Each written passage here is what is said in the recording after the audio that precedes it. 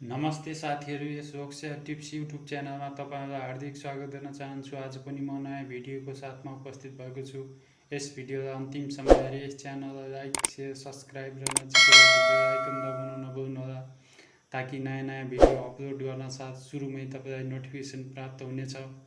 साथै हाम्रो Facebook page रोक्सिया tips like गर्न नभुल्नुहोला। आज म रोक्सिया आयोग, अधिकृत नासु खरिदार तथा विभिन्न शिक्षक सेवा बैंकहरूमा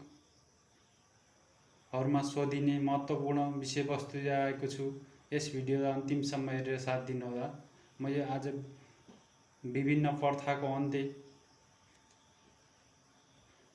एकमा सती प्रथाको अन्त्य विक्रम सम्वत 1977 असार 25 गते, यो चाहिँ चन्द्र शमशेरको पालामा भएको थियो साथीहरू। त्यसैगरी दास प्रथाको अन्त्य विक्रम सम्वत 1981 वैशाख 1 गते, यो पनि चन्द्र शमशेरकै पालामा भएको थियो। त्यसैगरी 3 मा बिफर मुक्त देश विक्रम सम्वत 2034 वैशाख 1 गते। यिनीहरू साथीहरू रोक्सियाको परीक्षामा सोधिसकेका प्रश्नहरू हुन् साथीहरू, त्यसकारण एकदम महत्त्वपूर्ण रहेको छ। त्यसैगरी प्रश्न नम्बर 4 मोहियानी अन्त्य विक्रम सम्वत 2053 पुस 24 गते। त्यसैगरी 5 मा कमैया मुक्त विक्रम सम्वत 2057 साउन 2 गते। त्यसैगरी प्रश्न नम्बर 6 छुवाछुत मुक्त विक्रम सम्वत 2063 जेठ 21 गते। त्यसैगरी 7 मा हलिया मुक्त, हलिया प्रथा विक्रम सम्वत 2065 भदौ 31 गते। त्यसैगरी 8 मा कुष्ठरोग मुक्त विक्रम सम्वत 2066 माघ 5 गते। त्यसैगरी 9 मा बारुदी सुरुङ मुक्त क्षेत्र विक्रम सम्वत 2068 जेठ 21 गते।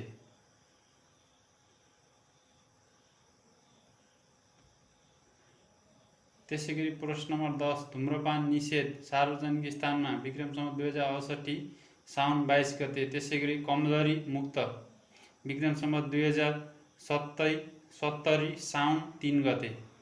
यो पहिलो कमजोरी मुक्त जिल्ला चाहिँ दाङ रहेको छ साथीहरू। कमैया र कमजोरीमा फरक छ साथीहरू। त्यसैगरी प्रश्न नम्बर 12 पोलियो मुक्त विक्रम सम्वत 2070 चैत्र 13 गते। त्यसैगरी बर्ड फ्लू मुक्त विक्रम सम्वत 2074 जेठ 28 गते। त्यसैगरी विभिन्न देशहरूसँग भएको सन्धिका धाराहरू रहेको छ साथी, यो पनि एकदम महत्त्वपूर्ण छ साथीहरू। 1 मा सुगौली सन्धिमा 9 वटा धारा रहेका छन् साथीहरू। यो चाहिँ नेपाल र ब्रिटिस इस्ट इन्डिया कम्पनी बीच भएको थियो। यो चाहिँ सन् 1816 मार्च 3 मा भएको थियो साथीहरू। यो पनि ख्याल गर्नुहोला, पढ्दाखेरि सबै चिजहरू लिङ्क गरेर पढ्ने बानी विकास गर्नुहोला साथीहरू। सुगौली सन्धि कहिले भएको थियो, कुन कुन कोसित भएको थियो, यसमा कति धाराहरू थिए, यसमा साथीहरू हस्ताक्षर गर्दा को थिए। हस्ताक्षर गर्दा चाहिँ साथीहरू नेपालको तर्फबाट गजराज मिश्र र इस्ट इन्डिया कम्पनीको तर्फबाट जनरल ब्राड साथीहरू। यसरी पढ्नुहोला पढ्दाखेरि। त्यसैगरी 2 मा सार्क बडापत्रमा 10 वटा धारा रहेका छन् साथीहरू। त्यसैगरी शान्ति सम्झौता, यो चाहिँ विस्तृत शान्ति सम्झौता हो साथीहरू। 2063 मङ्सिर 5 गते नेपाल कम्युनिस्ट पार्टी माओवादी र 7 दल बीच भएको थियो। त्यसै नै विस्तृत शान्ति सम्झौता भनिन्छ साथीहरू। त्यसमा चाहिँ 10 वटा धारा रहेका छन्। त्यसैगरी थापाथली सन्धिमा 10 धारा रहेका छन् साथीहरू। यो चाहिँ नेपाल र तिब्बत बीच थापाथलीमा भएको थियो, काठमाडौँको थापाथलीमा, त्यसकारण थापाथली सन्धि भनिएको हो। त्यसैगरी 5 मा महाकाली सन्धिमा 12 धारा रहेका छन् साथीहरू। त्यसैगरी बिप्पा सम्झौतामा 16 धारा। त्यसैगरी 7 मा कोशी सम्झौता 18 धारा। त्यसैगरी साफ्टामा 25 धारा, सेडामा 30 धारा। त्यसैगरी मानवाधिकार घोषणापत्रमा 30 धारा रहेका छन् साथीहरू। यो पनि महत्त्वपूर्ण छ साथीहरू, धेरैचोटि सोधिसकेको छ। त्यसैगरी 11 नम्बर युएनको बडापत्रमा 111 धारा। यो पनि हरेक वर्ष जस्तो सोध्छ साथीहरू कुनै न कुनै परीक्षामा, त्यसैले राम्रोसँग अध्ययन गर्नुहोला साथीहरू। त्यसैगरी विभिन्न देशका आतंककारी सङ्गठन रहेको छ साथीहरू। एकमा आइएसआइएस, इराक र सिरिया लगायतका मुस्लिम देशहरूमा यो आतंककारी सङ्गठन रहेको छ साथी। यो चाहिँ खास गरी जोडा मिलाउनेमा आउन सक्छ साथी लेभल 2 को प्रश्नमा। त्यसैगरी 2 मा साइनिङ पाथ, पेरु, बोको हराम, नाइजेरिया, अल कायदा, अफगानिस्तान र पाकिस्तान। त्यसैगरी तालिबान, पाकिस्तान। 6 मा नक्सलवादी, भारत। त्यसैगरी 7 मा रिभोल्युसनरी गार्ड, इराक। 8 मा हमास, प्यालेस्टाइन। त्यसैगरी 9 मा उइगुर, चीन। 10 मा फार्क, कोलम्बिया। 11 मा खमेरुज, मङ्गोलिया। यो साथीहरू जोडा मिलाउन आउन सक्छ लेभल 2 को प्रश्नमा। त्यसैगरी नेपालका केही सङ्ग्रहालय तथा केन्द्रहरू। 1 मा मृग अध्ययन केन्द्र, गोदावरी, ललितपुर। त्यसैगरी 2 मा गोही प्रजनन केन्द्र, चितवन र बर्दिया राष्ट्रिय निकुञ्ज रहेको छ साथीहरू। त्यसैगरी 3 मा जैविक विविधता सूचना केन्द्र, टिकौली, चितवन। त्यसैगरी 4 मा जटायु रेस्टुरेन्ट, कावासोती र पिठौली, नवलपुर। त्यसैगरी 5 मा चमेरा संरक्षण क्षेत्र, देवानगढिया, कपिलवस्तु। त्यसैगरी 6 मा सर्प सङ्ग्रहालय, दमक, झापा। 7 मा अन्तर्राष्ट्रिय पर्वतीय उत्थान, ककनी, नुवाकोट। 8 मा गिद्ध प्रजनन केन्द्र, कसरा, चितवन। त्यसैगरी 9 मा हात्ती प्रजनन केन्द्र, मेघौली, चितवन। त्यसैगरी 10 मा जिन ब्याङ्क, खुमलटार, ललितपुर रहेको छ। त्यसैगरी विभिन्न जनावरको लागि प्रख्यात ठाउँहरू, अर्ना, कोसीटप्पु वन्यजन्तु आरक्ष रहेको छ साथीहरू। यो पनि लेभल 2 मा आउन सक्छ, आइरहेको पनि छ साथीहरू। कुन जनावर कुन आरक्षमा पाइन्छ भनेर जोडा मिलाउनुहोस् भनेर आउँछ। त्यसैगरी 2 मा कृष्णसार, बर्दिया राष्ट्रिय निकुञ्ज। त्यसै 3 मा हाब्रे, रेड पान्डा, लामटाङ राष्ट्रिय निकुञ्ज। त्यसैगरी 4 मा हिरेकावा, चितवन राष्ट्रिय निकुञ्ज।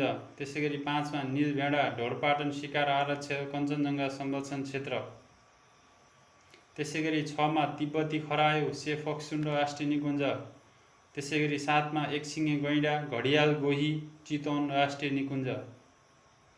त्यसैगरी 8 मा 12 सिङे चाहिँ सुकुराफाँटा राष्ट्रिय निकुञ्जमा रहेको छ साथीहरू। त्यसैगरी कुन क्रान्ति, रिभोल्युसन केसँग सम्बन्धित छ भनेको छ। 1 मा व्हाइट रिभोल्युसन, दुध उत्पादन।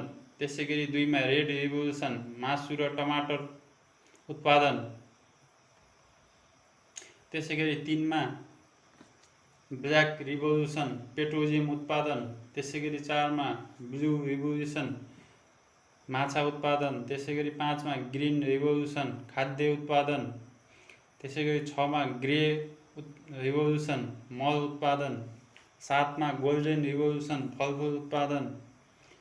8 मा सिल्भर रिभोल्युसन, अन्डा र पोल्ट्री उत्पादन। 9 मा राउन्ड रिभोल्युसन, आलु उत्पादन। त्यसैगरी केही महत्त्वपूर्ण जैविक मार्गहरू। यो पनि महत्त्वपूर्ण टपिक छ साथीहरू। 1 मा सामेश्वर जैविक मार्ग, चितवन र बरण्डाभार जैविक मार्ग, चितवन। यो सामेश्वर र बरण्डाभार चितवनमा। त्यसैगरी कान्दी जैविक मार्ग, बाँके। खादा जैविक मार्ग, बर्दिया र कर्णाली जैविक मार्ग, बर्दिया। खाता र कर्णाली। त्यसैगरी बसन्ता जैविक मार्ग, कैलाली।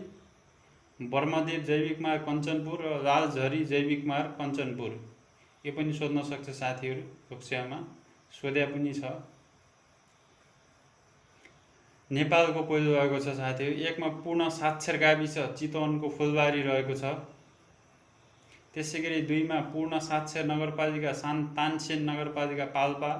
त्यसैगरी 3 मा पूर्ण साक्षर गाउँपालिका, हेम्जा, कास्की। 4 मा पूर्ण साक्षर जिल्ला, ललितपुर। 5 मा पहिलो साक्षर जिल्ला, सिन्धुपाल्चोक। त्यसैगरी 6 मा पूर्ण साक्षर अञ्चल राप्ती अञ्चल, त्यसैगरी 7 मा पहिलो ई भिलेज फतेपुर बाँके, यो पनि धेरैचोटि सोधेका साथीहरू। त्यसैगरी 8 मा कमजोरी मुक्त जिल्ला दाङ, यो पनि महत्त्वपूर्ण छ साथीहरू, धेरैचोटि सोधेका। त्यसैगरी 9 मा पहिलो माइक्रो इन्डस्ट्रिज भिलेज सुर्खेत, त्यसैगरी 10 मा पहिलो खोपयुक्त जिल्ला पाल्पा, त्यसैगरी 11 मा पूर्ण खोपयुक्त सुनिश्चित जिल्ला धनकुटा, त्यसैगरी प्रश्न नम्बर 12 पहिलो बाल मैत्री स्थानीय शासन सञ्चालित नगर परासीको सुनवल र पश्चिम नवलपरासी,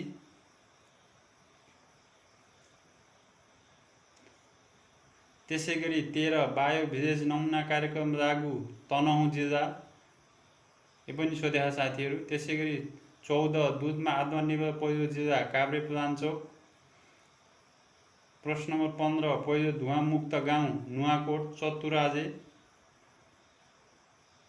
प्रश्न नम्बर 16 पहिलो खुला दिशामुक्त जिल्ला कास्की, त्यसैगरी 17 पहिलो दिशामुक्त अञ्चल धौलागिरी, प्रश्न नम्बर 18 पहिलो खुला दिशामुक्त गाविस तनहुँको बन्दीपुर, प्रश्न नम्बर 19 पहिलो पर्यटकीय गाउँ स्याङ्जाको सिरुबारी, त्यसैगरी प्रश्न नम्बर 20 पहिलो भुच्छे मुक्त गाउँ कोसेली गाउँ डडेलधुरा, प्रश्न नम्बर 21 एक गाउँ एक उत्पादन सुरु भएको जिल्ला दोलखा, यो पनि महत्त्वपूर्ण छ साथीहरू, धेरैचोटि सोधेको छ लोकसेवामा।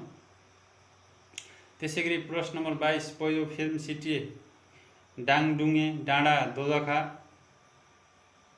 पहिलो साइकल सिटी धरान, प्रश्न नम्बर 24 पहिलो वातावरण मैत्री वडा ढिकुर पोखरी 9 पोखरा, 25 राष्ट्रिय परिचय पत्र वितरण 5 थर, त्यसैगरी 26 गरिब परिचय पत्र वितरण कपिलवस्तु। राष्ट्रिय परिचय पत्र 5 थरबाट साथीहरू भने गरिब परिचय पत्र चाहिँ कपिलवस्तुबाट, यसमा नझुक्किनु होला।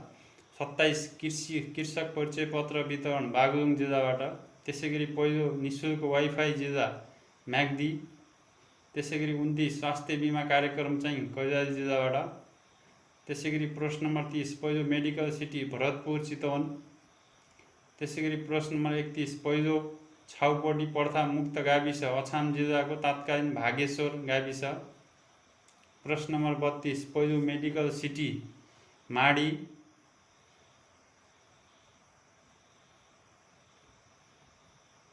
त्यसैगरी आजको लागि अन्तिम प्रश्न पहिलो ग्रिन सिटी हेटौँडा मकवानपुर रहेको छ साथीहरू। आजको भिडियोमा यति नै साथीहरू। यस्तै नयाँ भिडियो हेर्नको लागि यस च्यानललाई सब्सक्राइब गर्नुहोला र नजिकै रहेको बेल आइकन दबाउन नभुल्नुहोला, ताकि नयाँ भिडियो अपलोड गर्न साथ सुरुमै तपाईँलाई नोटिफिकेसन प्राप्त हुनेछ। साथै हाम्रो फेसबुक पेज लोकसेवा टिप्सलाई लाइक गर्न नभुल्नुहोला। हाम्रो भिडियो कस्तो लागिरहेको छ कमेन्ट बक्समा कमेन्ट गर्नुहोला। तपाईहरूको एक लाइक एक सब्सक्राइब आगामी दिनहरूमा यस्तै नयाँ भिडियो बनाउन हौसला प्रदान गर्नेछ। धन्यवाद।